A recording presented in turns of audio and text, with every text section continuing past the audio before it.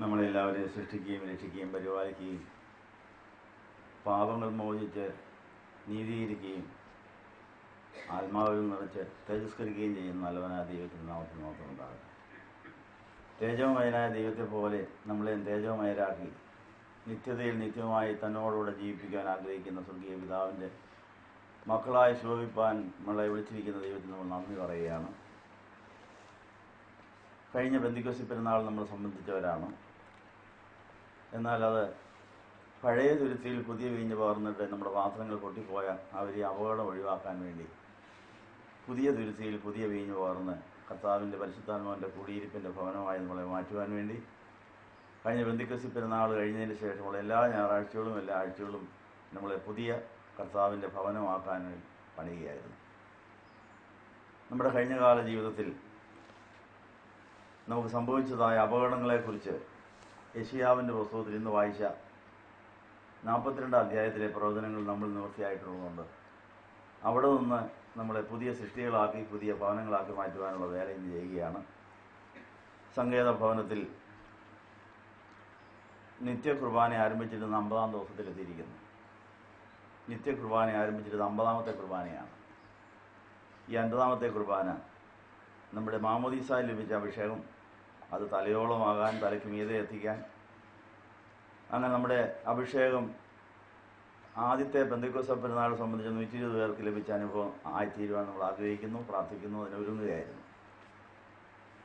ഈ 50 ദിവസവും കുർബാനയെ സംബന്ധിച്ച് ചുരുക്കമായി ചിലർ കണ്ടേക്കാം. ചിലർ 48 ദിവസമായിരിക്കാം, ചിലർ 46 ആയിരിക്കും, ചിലപ്പോൾ 40 ആയിരിക്കും, ചിലപ്പോൾ 1 ആയിരിക്കാം. ഇന്ന് മാത്രം വന്നവരും കാണും. നമ്മൾ മാമോദിസ ഏറ്റ ദിവസം മുതൽ ഇങ്ങോട്ടുള്ള കർത്താവിന് സ്വീകാര്യമായ കുർബാനകളെല്ലാം ഒന്നിച്ചു ചേർത്ത് 50 ആക്കിയിട്ട് നമുക്കിത് 50-ാം പെരുന്നാളാക്കാൻ ഒക്കുമോ? എന്താ മാമോദിസ ഏറ്റ അന്ന് കുർബാനയെ ഉപയോഗിച്ചല്ലേ അന്ന്. അപ്പോൾ കഴിഞ്ഞ നമ്മുടെ മാമോദിസയ്ക്ക് ശേഷമുള്ള എല്ലാ ഞായറാഴ്ചയും ചിലപ്പോൾ പള്ളിയിൽ പോയി കാണുകയില്ല. അതിൻ്റെ ആ കുറവ് നമ്മൾ ഏറ്റു പറയണം.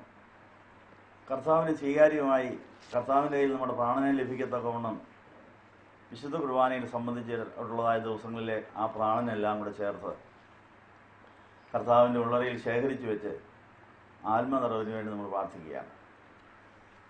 നമുക്ക് സംഭവിച്ചതായ ഒരു അപകടത്തെക്കുറിച്ച് യെശയ്യാവിൻ്റെ 42 അധ്യായത്തിൽ 22-ാമത്തെ വാക്യം മുതൽ വായിക്കുന്നു.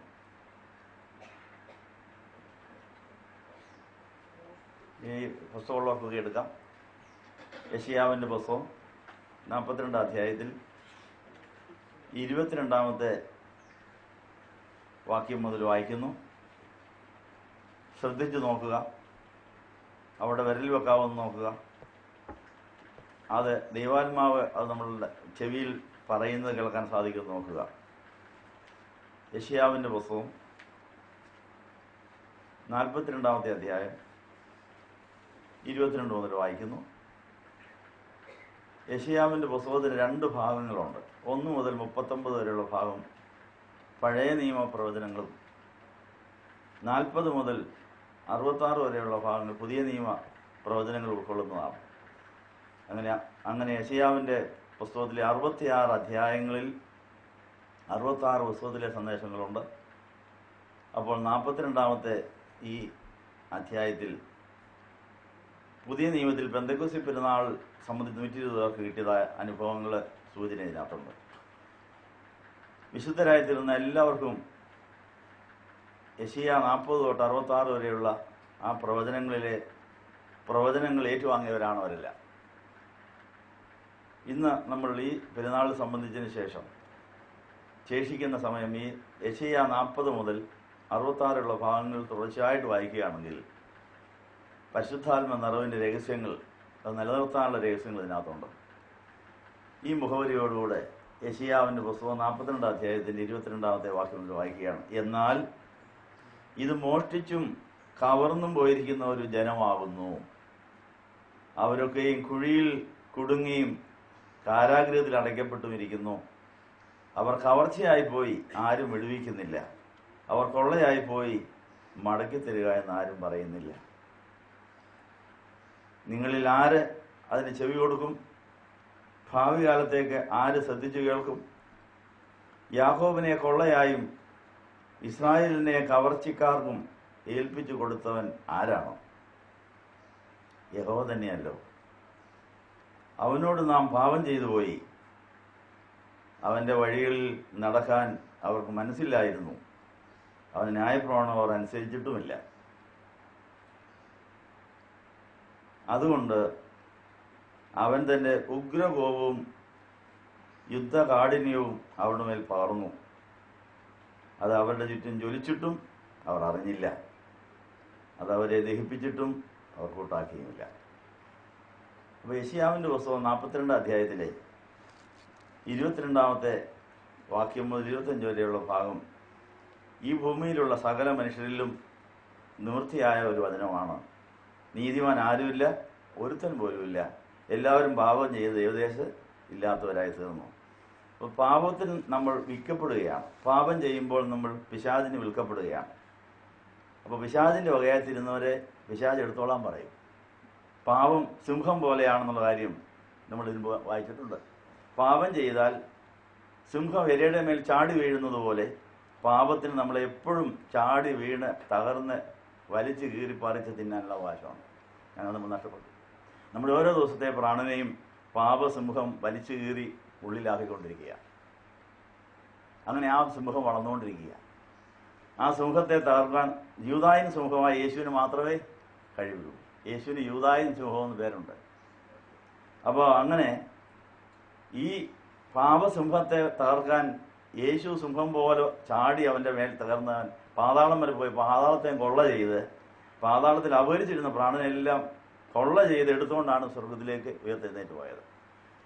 അപ്പോൾ ആ പാപസിംഹത്തിൻ്റെ കയ്യിൽ അകപ്പെട്ടു പോയി ആ സിംഹത്തിൻ്റെ ഉദരത്തിലെത്തിയ നമ്മുടെ പ്രാണനെ, പാതാളത്തിലെത്തിയ പ്രാണനെ തിരിച്ചെടുക്കാൻ വേണ്ടിയാണ് കർത്താവ് പാതാളം വരെ താണുപോയി.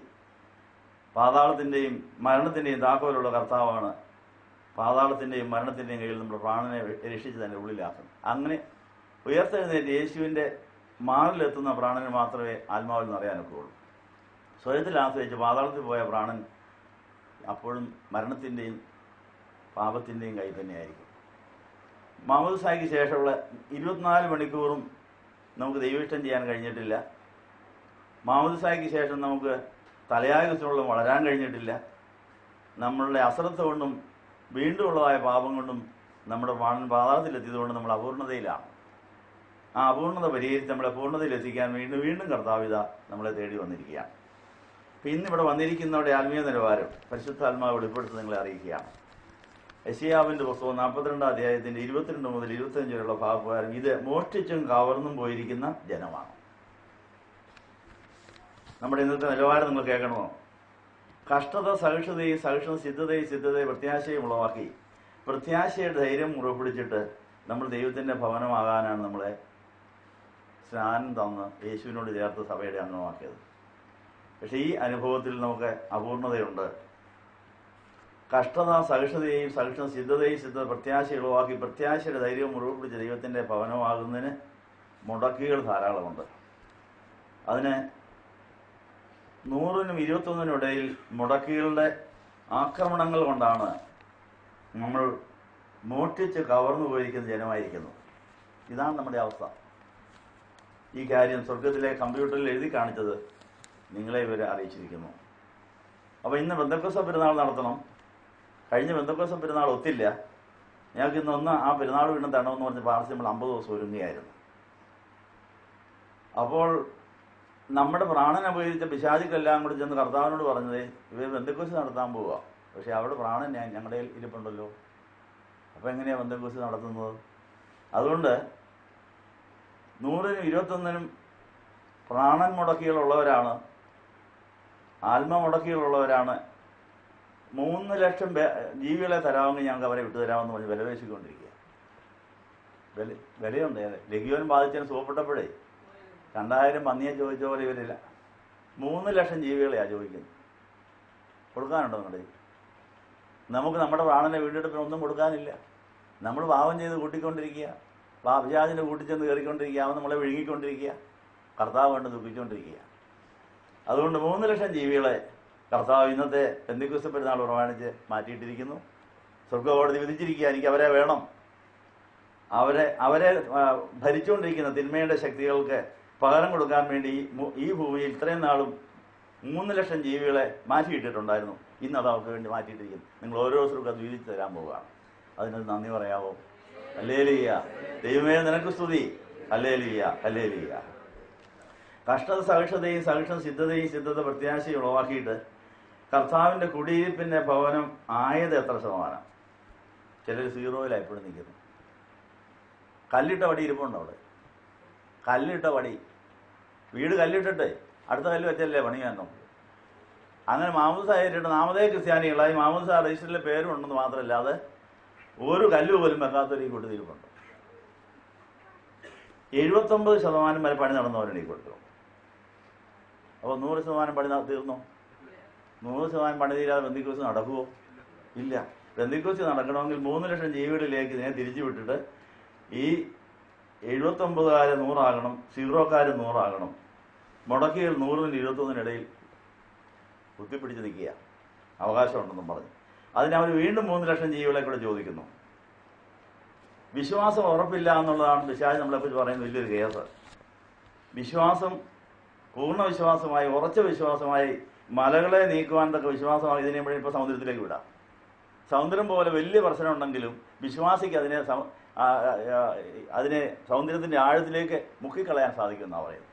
മല പോലെ വലുതായി നമുക്ക് തോന്നിയാലും സമുദ്രത്തിൻ്റെ അടിയിലേക്ക് മാറ്റാനുള്ള കഴിവ് വിശ്വാസിക്കുണ്ട്. ആ വിശ്വാസം നമ്മൾ പ്രാർത്ഥിക്കാൻ പോവുകയാണ്. പഴയ നിയമത്തിലെ ഇസ്രായേൽ പാലും തേനും ഒഴുകുന്ന ദേശം കിട്ടുമെന്നുള്ള പ്രതീക്ഷയിലാണ് മിസ്രൈമിൽ നിന്ന് ഇറങ്ങിയത്. പക്ഷേ 40 കൊല്ലം കഴിഞ്ഞ് 2 പേർക്ക് കിട്ടിയുള്ളൂ, യോശുവായ്ക്കും കാലേബിനും മാത്രം. ബാക്കിയുള്ളവർക്ക് എന്താ കിട്ടാതെ പോയത്? 12 പേര് ഈ പാലും തേനും ഒഴുകുന്ന ദേശം ഒറ്റ നോക്കാൻ പോയതാ. അതിൽ 10 പേർക്ക് തോന്നി ദൈവം നമ്മളെ കളിപ്പിക്കുകയായിരുന്നു. പാലും തേനും ഒഴുകുന്ന ദേശം തരാമെന്ന് പറഞ്ഞ് നമ്മളെ കളിപ്പിക്കുകയായിരുന്നു. അതൊന്നും അവകാശമാക്കാനൊക്കെ ഇല്ല. കാരണം അനാക്യ മല്ലന്മാരവിടെ നിൽക്കുന്ന വലിയ വലിയ ഗോലിയാത്തിനെ പോലെയുള്ളവരാണ് നിൽക്കുന്നത്. വെറും കളിപ്പിയ പരിപാടിയായിപ്പോയി, വഞ്ചനയായിപ്പോയി. ഇതിനേക്കാളും മിസ്രൈമായിരുന്നു. അവർ 10 പേരങ്ങ് കൂടി പിറുപിറുക്കാൻ തുടങ്ങി. യോശുവയും കാലേയും പറഞ്ഞു, നമ്മളെ ചെങ്കടലിൽ കടത്തിക്കൊണ്ടുവന്നവൻ യോർദാൻ നടത്തി അവിടെ കയറ്റാൻ കഴിവുള്ളവനാണ്, ഈ പിശാചിനെ കണ്ടൊന്നും പേടിക്കണ്ട എന്ന് പറഞ്ഞ് 2 പേര് പിരിച്ചു. പക്ഷേ അവർ ന്യൂനപക്ഷമായതുകൊണ്ട് തള്ളപ്പെട്ടു. അവർ തിരിഞ്ഞ് റിപ്പോർട്ട് വരാനായിട്ട് വന്നപ്പോഴത്തേക്ക് ആളുമില്ല, ഒന്നിച്ചുകൂടി എങ്ങനെ ഇരിക്കുന്നു നമ്മുടെ പാലും തേനും ഒഴുകുന്ന ദേശമോ? ചുമ്മാ കളിപ്പിലായത്. ഇതൊന്നും നടപ്പില്ല. ഈ പിശാചിനെ തോപ്പിച്ചിട്ട് നമുക്ക് എങ്ങനെ ജീവിക്കാൻ പറ്റും? അങ്ങനെ ഈ 10 പേര് പറഞ്ഞ എല്ലാവരും അങ്ങ് വിശ്വസിച്ചു. എല്ലാവരും കൂടെ പിറുപിറുക്കാൻ തുടങ്ങി. എല്ലാവരും അവരുടെ ആ കൂടാരത്തിൻ്റെ വഴിക്കിലിരുന്ന് അലറി കരഞ്ഞ് ശപിക്കുക. മോശെ ഇയാളെ ഞങ്ങളെ ചതിക്കുകയായിരുന്നു എന്ന് പറഞ്ഞ് എല്ലാവരും ശപിച്ചു. പക്ഷേ യോശുവയും കാലേബും മാത്രം അതിനെതിരായി പറഞ്ഞു. അവർ മാത്രമേ അവിടെ. അപ്പം നമുക്ക് നിത്യസംഭവങ്ങൾ കാണുമ്പോൾ, ലോകത്തിലെ ഓരോ സംഭവങ്ങൾ കാണുമ്പോൾ നമുക്കുണ്ടായിരിക്കുന്ന പരാജയങ്ങൾ ഓർക്കുമ്പോൾ നമ്മൾ വിചാരിക്കും എനിക്ക് തന്നേക്കൊണ്ടൊന്നും പറ്റുകയില്ല. അപ്പം ഇന്നലെയും പലത് വർത്തമാനത്തിൽ പറയും, ഇതുമല്ല നമ്മളെ കൊണ്ട് നടക്കുമോ? പറഞ്ഞില്ലേ? അതാരുടെ വർത്തമാനമാണ്? പിശാച് പറയിപ്പിച്ചതാ, അവിശ്വാസിയാക്കാൻ വേണ്ടി. അതുകൊണ്ട് നമ്മുടെ കഴിവുകൊണ്ടല്ല നേടുന്നത്, കൃപയാൽ. ദൈവത്താൽ കഴിയാത്ത കാര്യമൊന്നുമില്ല. കന്യമറിയാൻ കന്യയായിരുന്നുകൊണ്ട് യേശുവിനെ ഗർഭം ധരിച്ചതുപോലെ തന്നെ എലിസബേക്ക് വന്ധ്യതയിൽ തന്നെ യോഹന്നാനെ കിട്ടിയതുപോലെ തന്നെ നമുക്ക് എല്ലാത്തിനേക്കാളും അധികമായി കർത്താവിനെ സ്നേഹിച്ച് വിശ്വസിച്ച് ഈ മല പോലെയുള്ള അനാക്യ മലന്മാരെ നമുക്ക് സമുദ്രത്തിലേക്ക് തള്ളിക്കളഞ്ഞിട്ട് ഇത് അവകാശമാക്കാൻ സാധിക്കും. അതുകൊണ്ട് അതിനുവേണ്ടി ആ വിശ്വാസം പുതുക്കിക്കൊണ്ട്, വിശ്വാസം മുടക്കിലൂടെ യാത്ര ചെയ്തുകൊണ്ട് ഇപ്പോൾ യേശുവിൻ്റെ രക്തത്തിന് അതിനുള്ള ശക്തിയുണ്ട്. ആ യേശുവിൻ്റെ രക്തത്തിൻ്റെ പാട്ടുപാടി ഇപ്പോൾ നിങ്ങൾക്ക് ഉത്സവ പ്രാർത്ഥന നടത്തി, കുർബാന നടത്തി, ഇന്ന് നിർമ്മലയെല്ലാം തളിച്ച് പുതിയ ഹൃദയം തരാൻ പോവുക. അപ്പോൾ ആ പുതിയ ഹൃദയം കിട്ടി കഴിയുമ്പോൾ ഉണ്ടാകുന്ന ഒരവസ്ഥ, പാപം കണ്ട അന്ധനെ പോലിരിക്കും, പാപകാര്യങ്ങൾ കേട്ടാൽ ചെകിടനെ പോലിരിക്കും. ഇപ്പം നേരെ തിരിച്ചാ. ഏതാ പാപം എവിടെയുണ്ടോ അതെല്ലാം പോയി പൊക്കി നോക്കും. വേണ്ടാത്ത തന്നെ വേണമെങ്കിൽ പോയി ചെവി വെച്ച് ഓർത്ത് കേൾക്കും, വചനമൊന്നും കേൾക്കുകയില്ല. ഇതാണ് നമ്മുടെ ഇപ്പോഴത്തെ സ്ഥിതി. അപ്പോൾ ഇന്ന് പറഞ്ഞ യെശയ്യാവിന്റെ ദിവസം 42 അധ്യായത്തിൽ പറഞ്ഞിരിക്കുന്നത്, എൻ്റെ ദാസനല്ലാതെ കുരുടനാര്? 19 വാക്യം, എൻ്റെ ദാസനല്ലാതെ കുരുടനാര്? ഞാൻ അയക്കുന്ന ദൂതനെ പോലെ ചെകിടനാര്? എൻ്റെ പ്രിയനെ പോലെ കുരുടനും യഹോവയുടെ ദാസനെ പോലെ അന്ധനുമായവനാര്? പലതും കണ്ടിട്ടും നീ സൂക്ഷിക്കുന്നില്ല, ചെവി തുറന്നിട്ടും അവൻ കേൾക്കുന്നില്ല. യഹോവ തന്റെ നിമിത്തം ഉപദേശത്തെ ശ്രേഷ്ഠമാക്കി മഹത്തീകരിക്കുവാൻ പ്രസാദിച്ചിരിക്കുന്നു. ആത്മാവിൽ നിറയാമെങ്കിൽ നമുക്ക് അങ്ങനെ ഒരു അവസ്ഥ വരും. പാപത്തിന് മരിച്ച് നീതിക്ക് ജീവിച്ചിരിക്കും. പാപകരമായ ഒരു കാര്യം കണ്ടാലും അന്ധനെ പോയിരിക്കും, കാണുകയില്ല. ആ ഒരു അവസ്ഥയിലേക്ക് വരാൻ തീരുമാനമെടുത്താലേ കർത്താവ് ആത്മാവിൽ നിറയ്ക്കുകയുള്ളൂ. അപ്പോൾ അപ്പോസ്തലന്മാർ ആത്മാവിൽ നിറഞ്ഞതിന് ശേഷം ദൈവം കാണിച്ചത് മാത്രമേ അവർ കണ്ടുള്ളൂ, ദൈവം പറഞ്ഞത് മാത്രമേ അവർ, ബാക്കിയെല്ലാം അന്ധനെ പോലെയും ബദിരനെ പോലെയും തള്ളിക്കളഞ്ഞു. അങ്ങനെ മാത്രമേ ഈ ലോകത്ത് നമുക്ക് ആത്മാവിൽ നിറഞ്ഞ് ജീവിക്കാൻ സാധിക്കുകയുള്ളൂ. അപ്പോൾ ആ ഒരു അവസ്ഥയെ ആഗ്രഹിക്കുന്നവർക്ക് എൻ്റെ പഞ്ചേന്ദ്രിയങ്ങൾ കർത്താവ് നിയന്ത്രിക്കണം. അതിന് നമ്മൾ ഒന്ന് മുട്ടുകുത്തി പ്രാർത്ഥിക്കാൻ പോവുക. എല്ലാ ദിവസവും എല്ലാ വിശുദ്ധ കുർബാനയിലും പുരോഹിതന്മാർ മുട്ടുകുത്തി നടത്തുന്ന ഒരു പ്രാർത്ഥനയുണ്ട്. അതിന്ന് നമ്മളെല്ലാവരും കൂടി ചെയ്യാൻ പോവുകയാണ്. അംശവസ്ത്രങ്ങൾ ധരിച്ച ശേഷം ഒരു പുരോഹിതൻ ത്രോണോസിന് മുമ്പാകെ മുട്ടുകുത്തി നടത്തുന്നൊരു പ്രാർത്ഥനയുണ്ട്.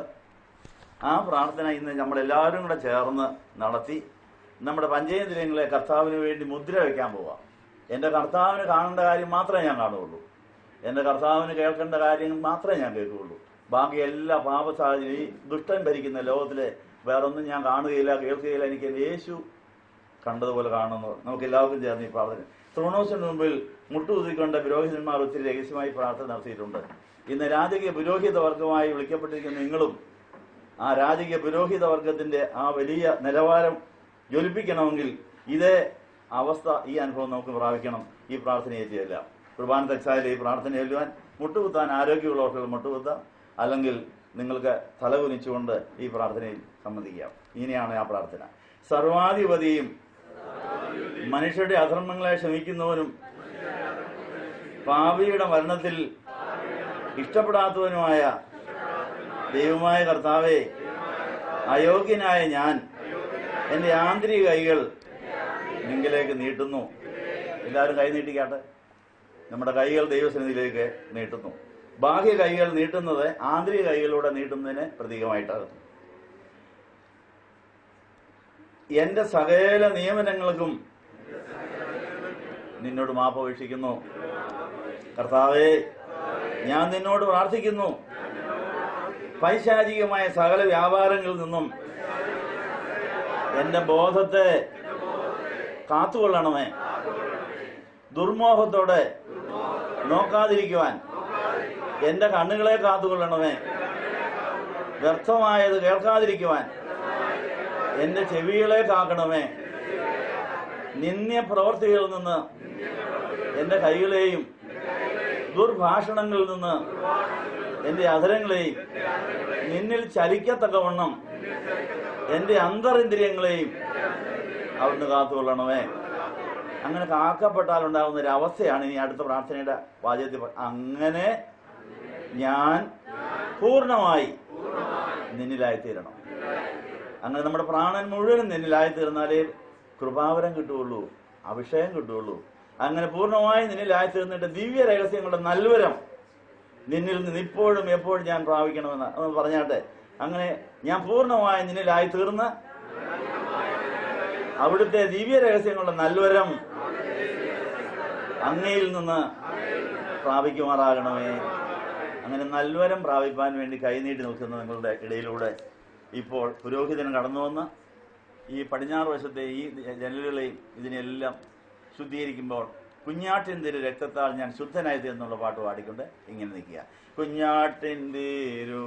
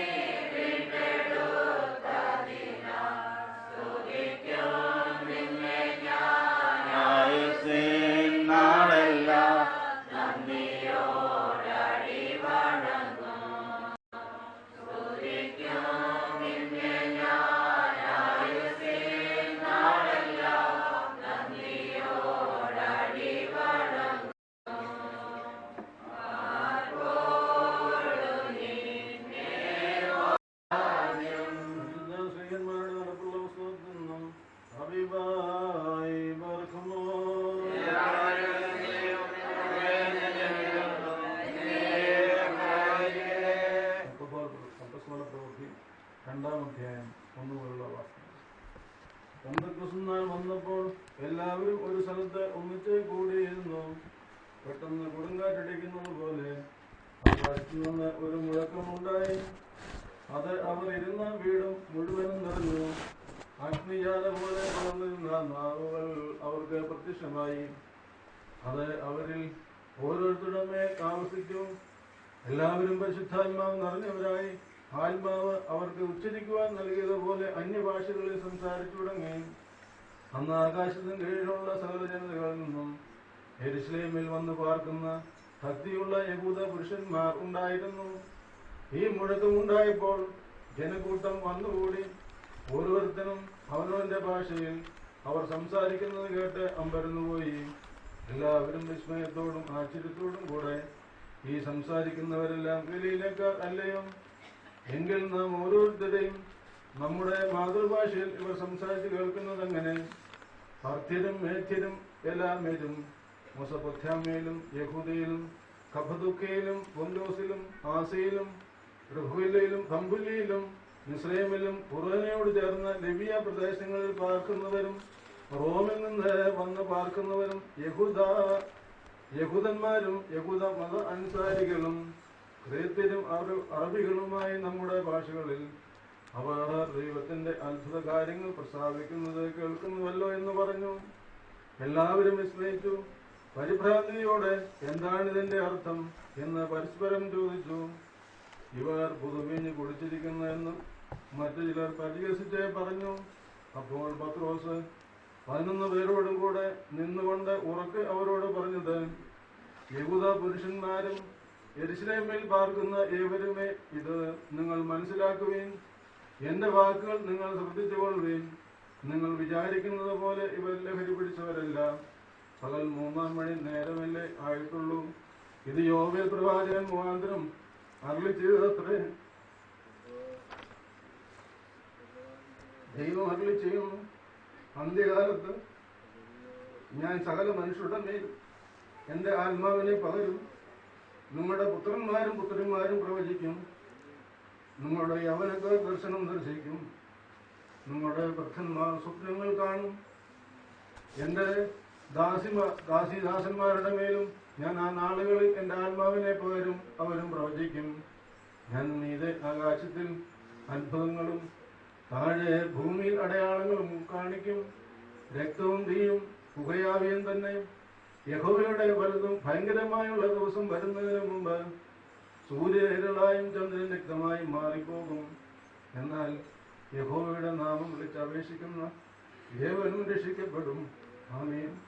ഹബീബായി പാർക്കുമോ?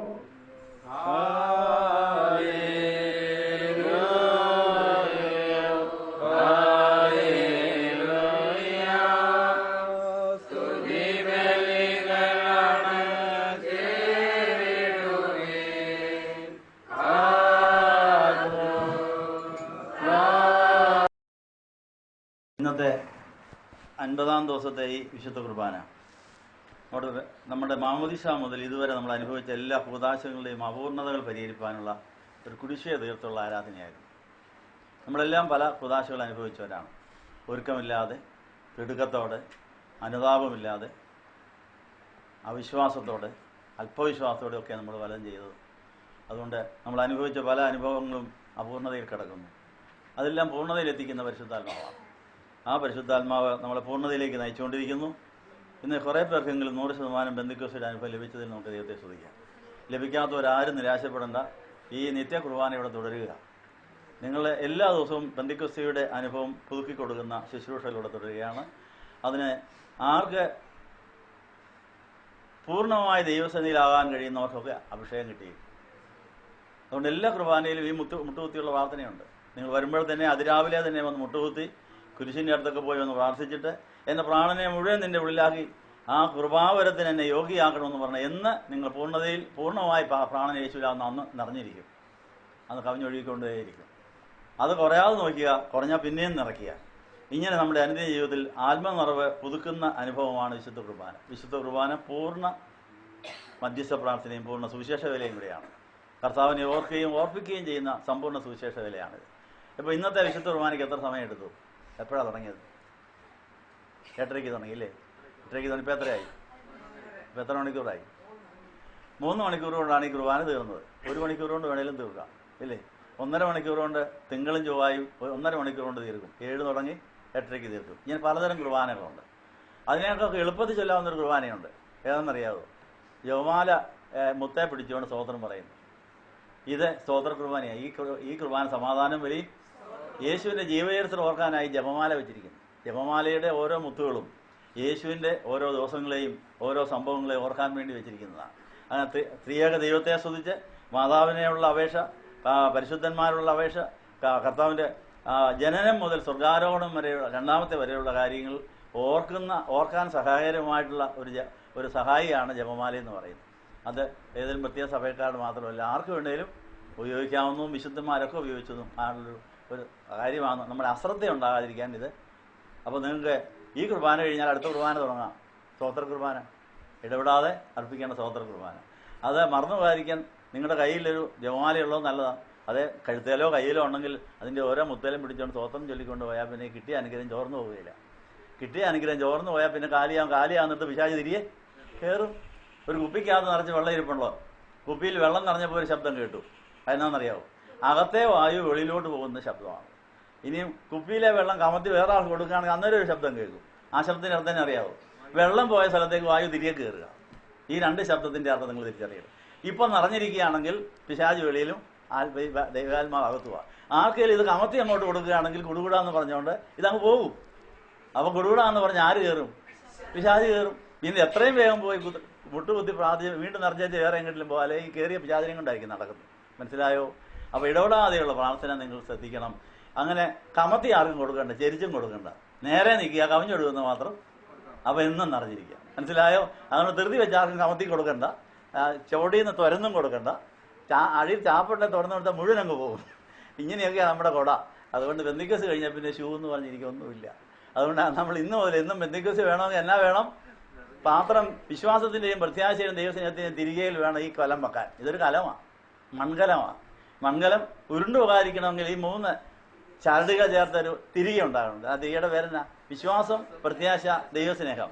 ഈ ചരടുകൾ ചേർത്തൊരു തിരികയിലായിരിക്കണം നമ്മുടെ ഹൃദയം ഉറച്ചിരിക്കേണ്ടത്. അപ്പോൾ ഈ കലം എങ്ങും ചെരിഞ്ഞു പോവുകയില്ല. ആ കലം നേരെ അങ്ങ് ഇരുന്നേറ്റാൽ മതി. അത് നിറഞ്ഞ് കവിയുന്നത് 4 വഴിയിലൂടെ ഒഴുകി അതെല്ലാ തലമുറയിലേക്കും പൊക്കോളും. നമുക്ക് എന്നും നിറഞ്ഞിരിക്കാം. കർത്താവ് നമുക്ക് പറക്കുകയും ചെയ്യാം. വേണോ? അതിനുവേണ്ടി നമുക്കൊന്ന് പ്രാർത്ഥിക്കാം. സ്നേഹവാനായ ദൈവമേ, നല്ല അവസരത്തിനായി നന്ദി പറയുന്നു. ഇന്ന് പ്രാണൻ മുഴുവൻ യേശുവിലായവർക്ക് പെന്തിക്കോസ്തിയുടെ അനുഭവം കൊടുത്തതിനാണ് നന്ദി പറയുന്നു.